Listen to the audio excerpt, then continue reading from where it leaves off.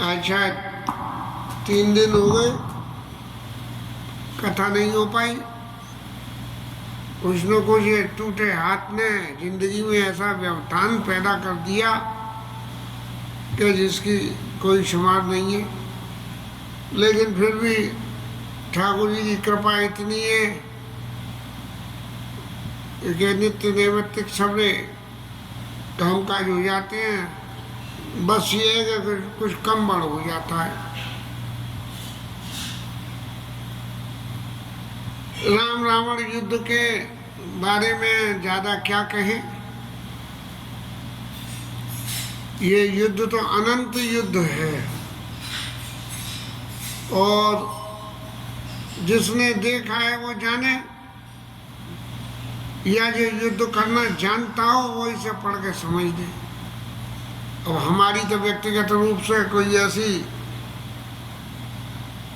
लंका कांड में रुचि नहीं है, सिर्फ इसके अलावा कि जहाँ एक्सपोजर में हमारे राम जी महाराज का चरित्र आता हो। पहले दिन की लड़ाई में बंदरों ने आधे राक्षस ठिकाने लगा दिए।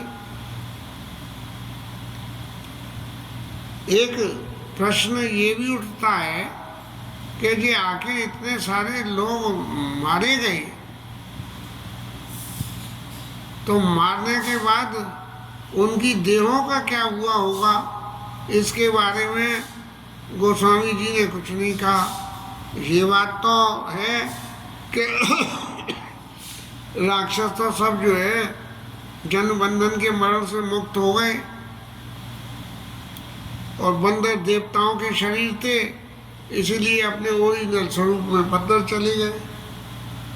लेकिन जो उनके शरीर का था, जो भौतिक शरीर जो था, उससे कितनी सड़ांध फैली होगी, क्या हुआ, इस बारे में कभी कहीं भी किसी संत महंत और ग्रंथ में हमें पढ़ने को नहीं मिला कि उनकी उद्धार कैसा हुआ। लेकिन एक बात कही जाती है कि जब आत्मा का उद्धार होगा तो शरीर का उद्धार तो अपने आप ही हो जाएगा। इसीलिए गोस्वामी जी ने शायद कोई जिक्र नहीं करा। आधे राक्षस मर गए, मेघनाथ को भेजा गया। मेघनाथ की अच्छी तरह से दूरदक्षिणा कर दी, तब उसने शक्ति मारी और शक्ति मार के लक्ष्मण जी को मूर्छित कर लिया। अब मेघनाथ ने तो ये सोचा कि ये मूर्छित हो जाएंगे तो मैं उठा लूंगा, लेकिन वो नहीं उठा पाया। कोटिन मेघनाथ सम जोधा रहे उठाई, जगता दार शेष किनी तैन उठे चली किसी आई।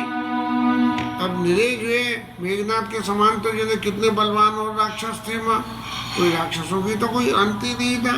ये राक्षस तो वृत्ति होती है, शरीर थोड़ी होता है। वैसे लोग ये दिखाते हैं कि इसके सींग लगे हुए हो, ये राक्षस है, लेकिन ऐसा राक्षस तो वृत्ति है कि जिसके जीवन में राक्षसी वृत्तियां हो वो राक्षस है, चाहे शरीर मनुष्य का हो चाहे कोई और अन्य शरीर हो।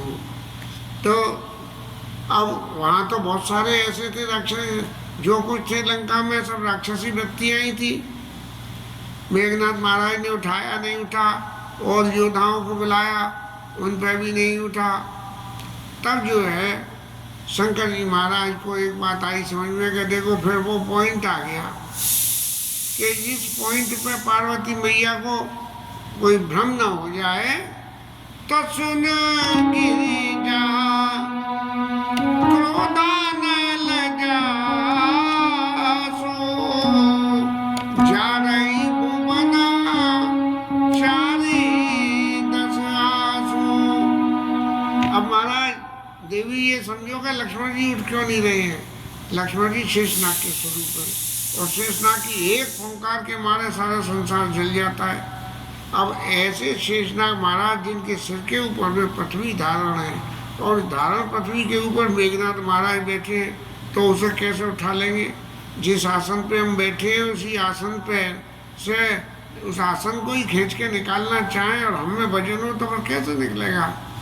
तब जो है एक बात बड़े स्पष्ट रूप से महादेव जी बोले, सग संग्राम जीत को ताही और से वही सुर नर अग जग जाई। देवी एक बात समझ लो, ये जो कुछ भी हो रहा है ये सब लीला है, और जो सारे सेवई जो सारे सुर देवता मनुष्य सब जीव इस संसार के जिनकी सेवा करते हैं उनको क्या कोई जीत सकता है? लेकिन ये जब सुनने वाला सुनेगा तो सुनने वाला तो यही ताज्जुब करेगा कि भाई जीत क्यों नहीं सकता है, एक से एक बड़े बली है। लेकिन शंकर जी कहते हैं या कौतूहल जानाई सोई कबारा मुके जा परोई। बस जिस पर राम जी की कृपा हो जाए वो जाने कि भाई जो है राम जी को कोई नहीं जीत सकता, लक्ष्मण जी को कोई नहीं जीत सकता, सीता मैया को कोई अपहरण नहीं कर सकता। अब इतना सब करते करते शाम हो गई, अपनी अपने घरों को वापस चले गए। लक्ष्मण जी नहीं आए। राम जी ने पूछा कि भैया जी लड़ाई में सबरे वापस आ गए, लक्ष्मण जी नहीं आए। तभी जो है हनुमान जी महाराज लक्ष्मण जी को लेके वहाँ आ गए। और जब वहाँ लक्ष्मण जी की जिस स्थिति में लाया गया उसे देख के राम जी महाराज को अत्यंत मन में सोच हुआ। और तभी विभीषण महाराज तो सारी जो है शंकाओं का समाधान करने के लिए उत्तम सलाह देते हैं, तो उन्होंने फौरन कह दिया कि देखो ये जो जिसके पास में आयुध होते हैं उनके आयुधों को काटने का भी मसाला उनके पास में होता है। कोई आदमी जल जाए और जले का इलाज करे और जले का इलाज करावे डॉक्टर से तो वो जल्दी सही नहीं होगा। लेकिन यदि जले का इलाज यदि पटाखे बनाने वाले से या लोहे के कारखाने में काम करने वाले से या कांच के कारखाने में काम करने वाले से किसी से इलाज अपना कराएगा तो बहुत जल्दी अच्छा हो जाएगा, क्योंकि उनके जीवन में नित्य ऐसी घटनाएं होती है तो वो सब इंतजाम अपने पास रखती है किस तरह से सही हो जाए। तब जो है चूँकि लंका में ये शक्ति मौजूद थी तो इस शक्ति को काटने का इंतजाम भी मौजूद था। और कौन के पास था? सुषेण नाम के वैद्य के पास। तब विभीषण महाराज ने कहा कि भैया लंका में जाओ और सुषेण को जो है लंका में से पकड़ के ले आओ। लेकिन जो है जाए कौन? सवाल ये हुआ। तब फिर ये हुआ कि हनुमान जी तजुर्बेकार तो दोनों हैं कि हनुमान जी और अंगद दोनों लंका में जाके आए हैं, लेकिन आदेश हनुमान जी को हुआ कि महाराज आप जाओ और उनको लेके आओ। क्यों? हनुमान जी को ही क्यों भेजा गया? क्योंकि हनुमान जी में बुद्धि बल और गुण ये सब चीज़ें मौजूद हैं, जबकि अंगद में बुद्धि बल गुणशील सब है, लेकिन हनुमान जी की बराबरी का तजुर्बा उनके पास में नहीं है। हनुमान जी के पास में वो तजुर्बा है, इसलिए हनुमान जी महाराज गए और लंका में जाकर, क्योंकि ये तो हो आए थे, अब अंगद महाराज तो गए तो वो तो जो है अपने अंगद स्वरूप को लेके गए। हनुमान जी महाराज मशक समान रूप कभी धरी, लंकई चले सुमेर नर हरि। हाँ, मच्छर के समान हुआ तो ऐसे ही फिर दोबारा अब जिस देश में युद्ध हो रहा हो उसमें घुसने के लिए तो फिर मच्छर का सा रूप धरा और मच्छर का सा रूप रख के और घर में से सुषेण महाराज को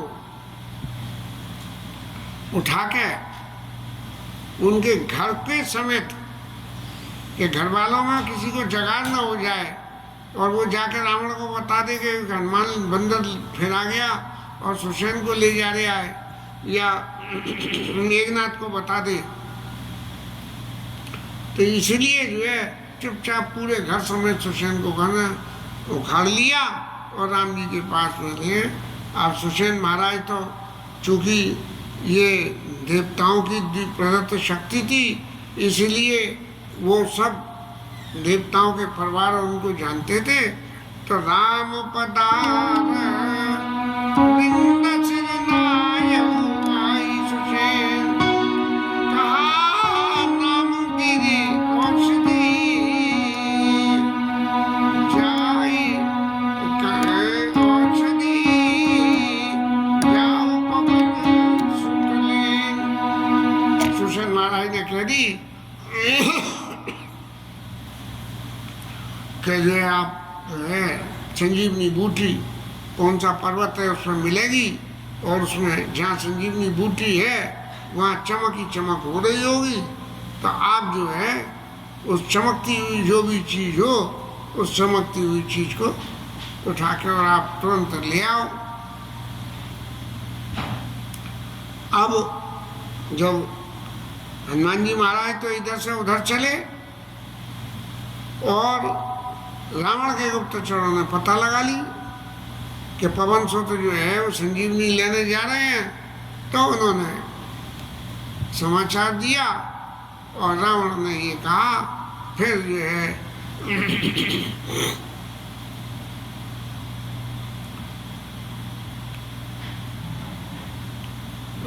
रावण जो है कालनेमी महाराज के पास, पहले तो आए थे स्वर्णमृग बनने के लिए, अब जो है कालनेमी महाराज राक्षस के जो है सामने आए और आके उनसे कहा कि तुम हनुमान की रास्ता रोक लो। कालनेमी ने कहा कि उनकी रास्ता कौन रोकने वाला है, जब तुम पे ही नहीं रुकी तो हम पे क्या रुकेगी। लेकिन उनने बहुत कुछ समझाया, रावण महाराज को समझ में आने की कोई बात ही नहीं थी। तब जो है उन्होंने कहा कि या तो मेरी कहीं मानो, मारीच को करा, ऐसे कालनेमी को करा, कि नहीं तो मैं मार दूंगा। तो उनने कही कि भैया मैं बजाय इसके रावण के हाथ से मरूं, इससे भगवान राम के दूत के हाथ से क्यों ना मरूं। और वहां भी मारीच ने भी यही कहा कि मैं रावण के हाथ से मरूं तो क्यों ना मैं भगवान राम के हाथ से मरूं।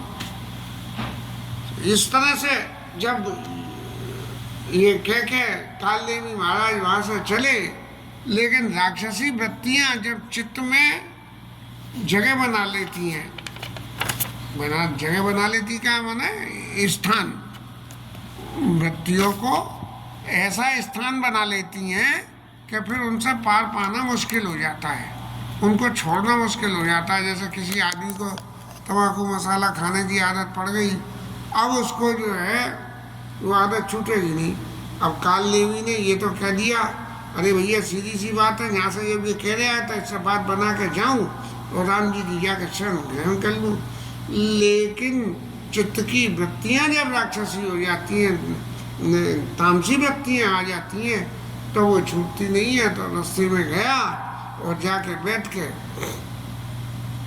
खूब बढ़िया बाग बगीचा बनाया। हनुमान जी जा रहे थे, हनुमान जी को बुलाया, आओ महाराज और आप जो है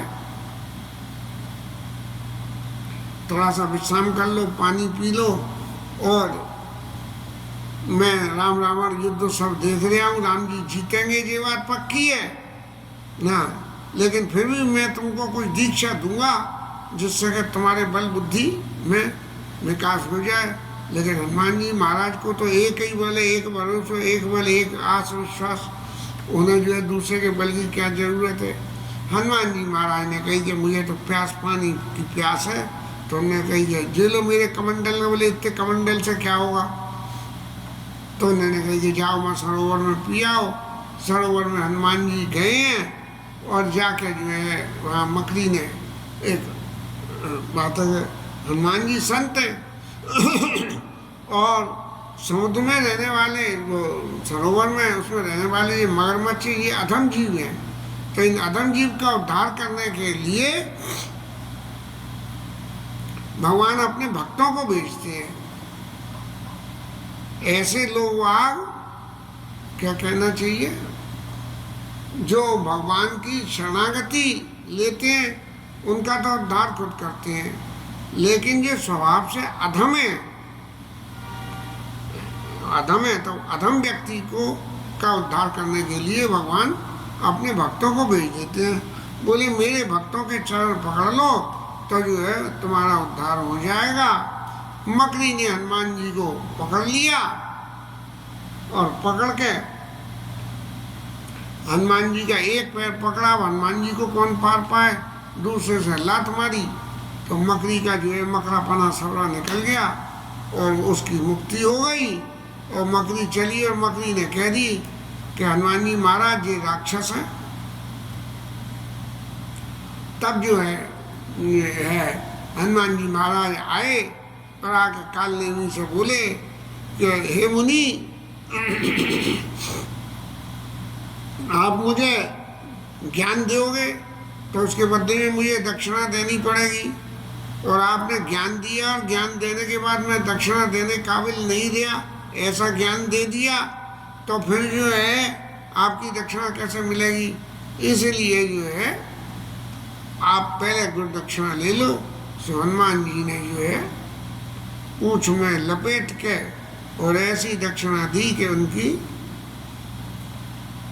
नैया पार लग गई। कालनेमी महाराज चले गए और हनुमान जी महाराज आगे की यात्रा करते हुए समुद्र के किनारे तक जा रहे हैं।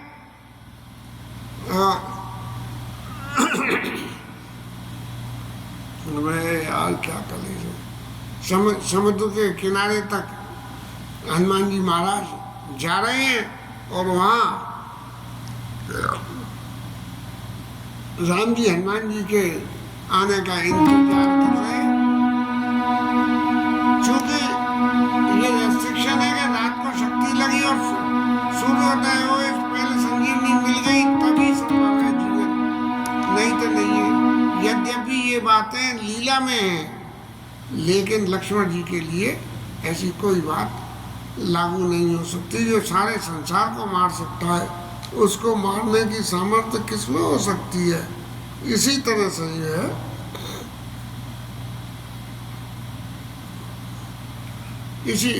इसी तरह से राम जी महाराज जो है लक्ष्मण जी के अलगाव के लिए विलाप करने लगे हैं। और ये विलाप वास्तविक न होकर ये सारे बंदरों को और सबको ये समझाने के लिए है कि जीवन में हमारे पास बल चाहे कितना भी हो, लेकिन फिर भी नीति के हिसाब से ही उस बल का उपयोग करना चाहिए।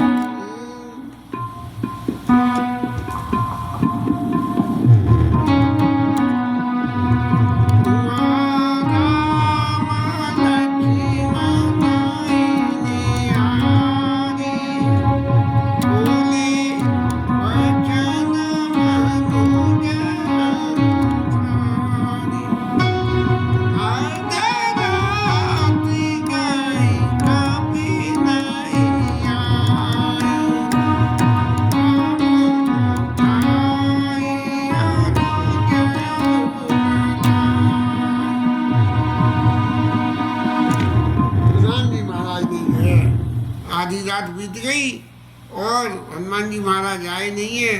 तब अपने लीला में कह रहे हैं कि भैया ये रात बीत गई तो क्या होगा क्या नहीं होगा।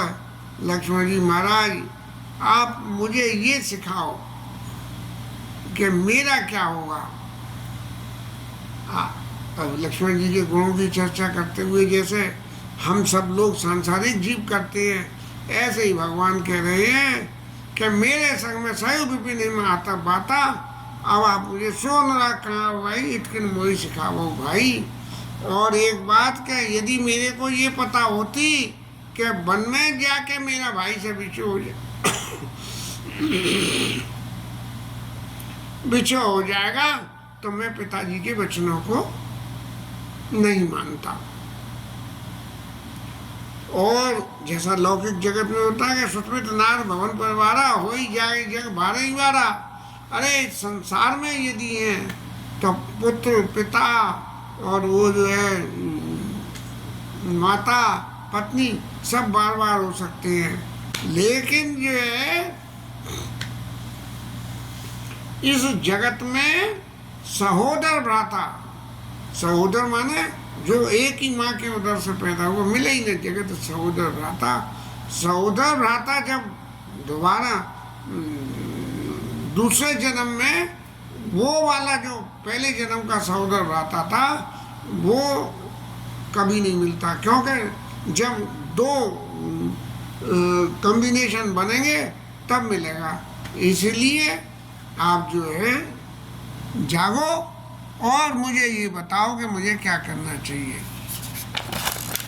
राम जी महाराज तो फिर और भी कह रहे हैं कि